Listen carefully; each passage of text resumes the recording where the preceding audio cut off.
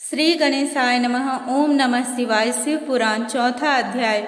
महर्षि सूत जी ऋषि गणों को इतनी कथा सुनाकर कहने लगे। श्री नारद जी का प्रश्न सुनकर श्री ब्रह्मा जी अत्यंत प्रसन्न हुए। भगवान श्री सदाशिव का नाम सुनकर ब्रह्मा जी का हृदय भर आया, अश्रुपात होने लगा। उन्होंने कहा, नारद तू धन्य है, तूने मेरे कुल का नाम उज्जवल कर दिया है, क्योंकि तुम भगवान श्री सदाशिव के भक्त बने हो। अब अपनी बुद्धि के अनुसार पहले भगवान सदाशिव के मैं शिव के निर्गुण चरित्रों को कहूँगा, उसके पश्चात मैं उनके सगुण चरित्रों का वर्णन करूँगा। सबसे पहले यहाँ सृष्टि का कोई चिन्ह न था, तब सर्वव्यापक सतचित आनंद स्वरूप केवल सदाशिव ही थे, क्योंकि वह सच्चिदानंद स्वरूप हैं। उनका मन और वाणी उनके अधीन है। न ही वह सूक्ष्म है और न ही स्थूल हैं, न ही वह छोटे हैं और न ही बड़े हैं, न ही वह नीचे हैं और न ही ऊंचे हैं। माया से रहित तथा पापों से परे हैं। वह जन्म मरण से मुक्त हैं, निराकार, अजन्मा और अनादि हैं। सारी सृष्टि के मालिक तथा सबसे बड़े हैं। कर्मों का फल देने वाले, सर्वव्यापक, आदि अंत से रहित ऐसे भगवान सदाशिव की उपासना विष्णु भी करते हैं और मैं भी करता हूँ। उनकी कृपा के बिना कोई भी कुछ प्राप्त नहीं कर सकता। भले ही योगी ध्यानावस्था में उन्हें देख ले, लेकिन उनके आदि और अंत को बिल्कुल नहीं जानते। उन संपूर्ण ज्ञान और सत्य स्वरूप भगवान श्री सदाशिव को वेद नेति नेति कहकर पुकारते हैं। मूर्ख मनुष्य भला उन्हें क्या जान सकते हैं। वह निर्गुण हैं, बिना आँख के देखते हैं, कान के बिना सुनते हैं, बिना नाक के सूंघते हैं, बिना मुख के सब कुछ खाते हैं, बिना जिह्वा के बोलते हैं, बिना हाथों के सारे काम करते हैं और बिना पैरों के चलते हैं। जिस महापुरुष के ऐसे विलक्षण काम हो, उनकी स्तुति कौन नहीं करेगा।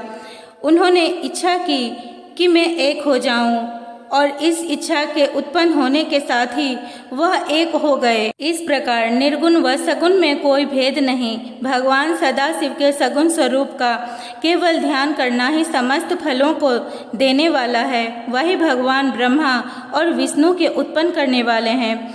सब कर्मों के साक्षी और विराट स्वरूप हैं। उनके नाम शिव, शंकर, हर, महेश, परम देव, जगदीश, अमीश, विदुध, परमात्मा, ब्रह्मा, ग्रीस, शंभ, सदाशिव, परमेश्वर, पार्वतीपति, त्रिशूलधारी, चक्रधारी, ईश्वर, सुखदाता आदि इत्यादि असंख्य हैं। वही भगवान सदाशिव परमेश्वर सृष्टि के कर्ता धर्ता और आनंद देने वाले हैं। उमापति भगवान परमानंद, सूर्य चक्कर इत्यादि के गुणों से मुक्त सृष्टि ब्रह्मा व विष्णु को उत्पन्न करने वाले हैं। ऐसे भगवान श्री सदाशिव सबके स्वामी को वैष्णव, विष्णु के नाम से शक्ति, शक्ति के नाम से सूर्य, उपासक रवि के नाम से गणेश जी की, उन्हें विनायक के नाम से जाना जाता है। वह भगवान सदाशिव सगुण स्वरूप कैसे हैं। मस्तक पर जटा तथा गंगा भाल में चंद्रमा और त्रिपुंड, कानों में कुंडल, सूर्य, चंद्र और अग्नि के समान तेजवान, 3 नेत्र, शुक्र की भांति नशा, बिंबा फल के समान होठ, अत्यंत पवित्र तथा तेजवान, सुंदर 5 मुख है, जिनमें से एक पूर्व की ओर वाला प्रातः के सूर्य के समान प्रभाव वाला, दूसरा दक्षिण की ओर 3 नेत्रों वाला अत्यंत भयानक, तीसरा मुख पश्चिम की ओर मस्तक पर अर्ध चंद्रमा धारण करने वाला, चौथा मुख उत्तर की ओर मूंगे के वरनमाला है, जिनमें लंबे लंबे केस लटकते हैं, पांचवा मुख नीचे की ओर है, जिससे कि वह अपने भक्तों के हृदय में आनंद उत्पन्न करते हैं। उस मुख पर कमल के समान सुंदर आँखें हैं, उसका रंग सुंदर और तेजवान है। इस प्रकार भगवान सदाशिव पंचालन के नाम से प्रसिद्ध हैं। उनके कंठ में 3 रेखाएं हैं, हाथ में त्रिशूल और कंठ में मुंडमाला धारण किए हुए हैं। उन्हें कोई चतुर्भुज, कोई पंचभुज और कोई 10 भुज भी कहते हैं। उनके हाथों में नाना प्रकार के अस्त्र शस्त्र विद्यमान हैं। अंगुलियां अत्यंत सुंदर तथा सुडौल है। भगवान सदाशिव को दक्ष, बड़ा, लंबा चौड़ा पेट, सुंदर नाभि, गंभीर कटी, अद्भुत जांघें, हरी कदली खंभों के समान चिकनी, गोल और सुडौल तलवे, चमकीले चंद्रमा के समान स्वच्छ सुंदर श्वेत वर्ण वाले भगवान सदाशिव मस्तक पर भस्म लगाए हुए, पांचों कलाओं तथा ब्रह्मों से युक्त, तीनों शक्तियों को धारण किए हुए, 5 और अक्षरों से बने हुए शरीर वाले भगवान सदाशिव योगियों और महर्षियों के ध्यान में शीघ्र आते हैं। जिस प्रकार वह अनेकों ध्यान वाले भी हैं, लेकिन उनको जानने वाले यहाँ कौन है।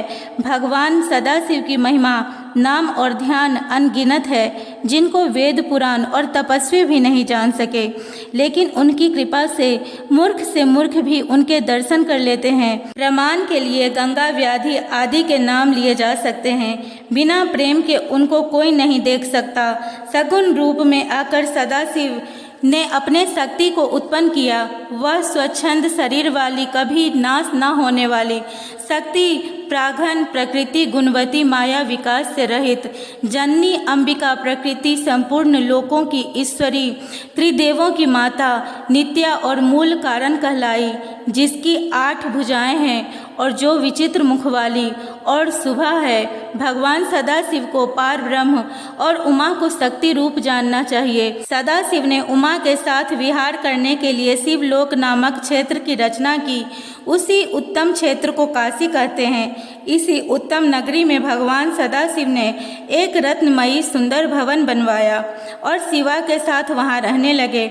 उस सुंदर नगरी को देखकर भगवान सदाशिव ने अपनी शक्ति शिवा से कहा, यह स्थान बड़ा ही सुंदर तथा पवित्र है और मुझे बड़ा ही प्रिय है। यहाँ पर नागरिक जीवों को भी किसी प्रकार का कष्ट न मिलेगा। यह कहकर भगवान सदाशिव ने शिवा के साथ रमन किया और सृष्टि उत्पन्न करने की इच्छा करके पार्वती से कहा, प्रिय, मैं तुमसे एक ऐसी बात कहता हूँ जो मुझे और तुम्हें दोनों को सुख देने वाली है। शिव पुराण अध्याय 4 समाप्त। ओम नमः शिवाय। हर हर महादेव।